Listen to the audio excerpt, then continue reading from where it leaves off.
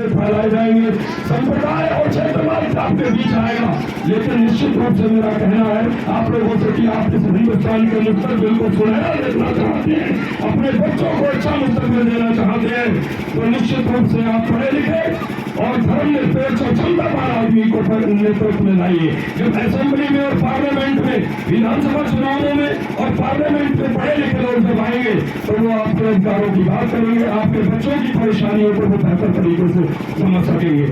आज हमारे एक लीडर थे, केंद्रीय मंत्री है, वो सुबह प्रेसिडेंट नरेंद्र मोदी जी की कैबिनेट में उनकी एक सभा हुई, बौद्धिक सभा उन्होंने की, मैं भी उसमें मौजूद था। उन्होंने मुझे भी बुलाया, गाजियाबाद के अंदर वो सभा थी। तो उन्होंने कहा कि हम बहुत अच्छा काम कर रहे हैं और विशेष रूप से हमारा ध्यान उस गरीब और किसान पे है। लेकिन एक बात हमारी समझ में नहीं आती, शायद इसलिए समझ में नहीं आती कि हम भैंस का दूध पीते हैं, भैंस के दूध पीने वाले की बुद्धि मोटी होती है, शायद हमारी भी बुद्धि कोई ज्यादा अच्छी नहीं है।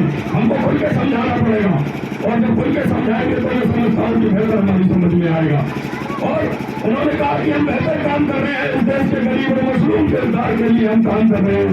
लेकिन और तेल उस समय रेट बढ़ रहा था, पेट्रोलियम प्रोडक्ट का रेट जो है उस समय बढ़ रहा था, जैसे आज अफरा तफरी सिलेंडरों की है, ऐसे ही अफरा तफरी वहाँ पेट्रोल की और उसकी कीमतों को लेकर जो है उठान था। तो दुनिया के अंदर इस प्रकार की समस्याएं थी और उन्होंने कहा कि गरीब को, और जो देश का 70% आदमी है और जो गरीब है, जो मजदूर है, जो मीडियम क्लास से बिलोंग करता है, उसको क्या करना पड़ेगा, मैं उसको क्या कर रहा है।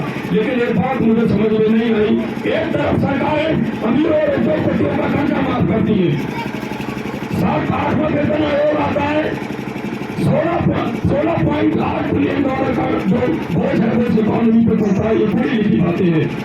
और आप किसान को उसका हक देना नहीं चाहते, मजदूर को उसकी मजदूरी में तुमको दिक्कत होती है, तो किस प्रकार का राष्ट्र आप बनाना चाहते हैं, मेरा आपसे प्रश्न है। किसी व्यक्ति, किसी पार्टी से हमारा कोई विरोध नहीं है, किसी व्यक्ति से हमारा कोई विरोध नहीं है, लेकिन अम्बेडकरवादी जो विचारधारा है उसके साथ अगर कोई गड़बड़ करेगा तो निश्चित रूप से हमें उससे विरोध है और हम बंद होंगे, निश्चित रूप से हम बंद होंगे। और आप लोगों से मेरा विनम्र निवेदन है कि आप विचारधारा पे वोट करिए। बाबा भीमराव अम्बेडकर ने कहा था कि लोग आपके बीच आएंगे, आपकी जाति के लोग लेके आएंगे, आपके धर्म के लोग लेके आएंगे।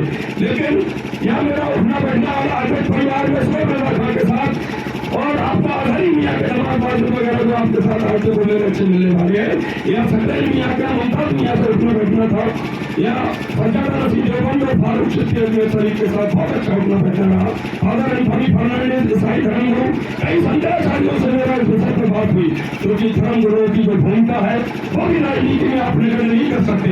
धर्म में बांटने का काम, हालांकि धर्म का मतलब होता है धरा धातु से संस्कृति बना, जिसका मतलब होता है धारण करने योग, और धारण करने योग सत्य होता है, सत्य के अलावा कोई चीज धारण करने योग नहीं होती। तो इसलिए धर्म अलग नहीं किया जा सकता दुनिया में। मैंने कुरान पाक पढ़ा करके, ये संगन कुरान पाक 19 और जबूर इसको स्टडी किया और उसके बाद मैं चुनौती करता हूँ उनको डिफरेंस पर, जो ये कहते हैं कि धर्म अलग है। धर्म दुनिया में एक ही होता है, भाषाएं अलग हो सकती है, उनके तर्जुमे अलग हो सकते हैं, आपके जो उलमा है, आपके जो शंकराचार्य है, आपके जो लोग हैं, उनमें तर्जुमे अलग कर सकते हैं, लेकिन धर्म अलग नहीं हो सकता, किसी का धर्म अलग नहीं हो सकता, ऐसा मेरा मानना है। और जो ये कहता है धर्म अलग है, मैं चुनौती करता हूँ सरेआम के दिल पे आके उससे चुनौती करता हूँ कि वो आए और मुझसे बैठ के बात करे। मैं चुनौती करता हूँ इस बात पे। तो ये धार्मिक जो विभेद है ये इसलिए किए जा रहे हैं क्योंकि 90% जो लोग हैं उनका अगर शोषण करना और तो उनके बीच इनको तोड़ना होगा। अगर आप इनको नहीं तोड़ेंगे तो निश्चित रूप से इनका शोषण नहीं हो सकेगा। आपको अगर तोड़ देते हैं वो तो निश्चित रूप से आपका शोषण कर सकेंगे। आप धर्म में टूटोगे, आप जाति में टूटोगे, आप क्षेत्रवाद में टूटोगे, आप धर्मवाद में टूटोगे। लेकिन अगर आप इस चीज के माया जाल से अगर आप बच गए तो निश्चित रूप से हिंदुस्तान का जो मुस्तकबिल है तो बेहतर होगा। बहुत सारे मुल्कों को आपने देखा, इस्लामिक मुल्कों को आपने देखा, इस्लामिक मुल्कों में पहले सुन्नत पर पहले बाप के नाम पर, पहले सुन्नत पर पहले आप उसके नाम पर कत्लेआम हुए। आज उन मुल्कों का हश्र देखिए आप, ये इमारत है, ये इतिहास है। अगर आप इनसे सीख नहीं लेते तो आने वाला समय बहुत खतरनाक खतरनाक है, क्योंकि सारी सरकारें जो ऑटोनोमस बॉडी है उन पर कब्जा करके आम आदमी के गले को फोड़ने के लिए नामबंद है। और जो मन से इस प्रकार की बात कहता है उस पर जो FIR करते हैं उसके खिलाफ जो है कार्रवाई सरकारी की तरफ से होती है। लेकिन हिम्मत रखिए मेरे मित्रों, और हिम्मत रखते तो आदमी सामने आएगा निश्चित रूप से।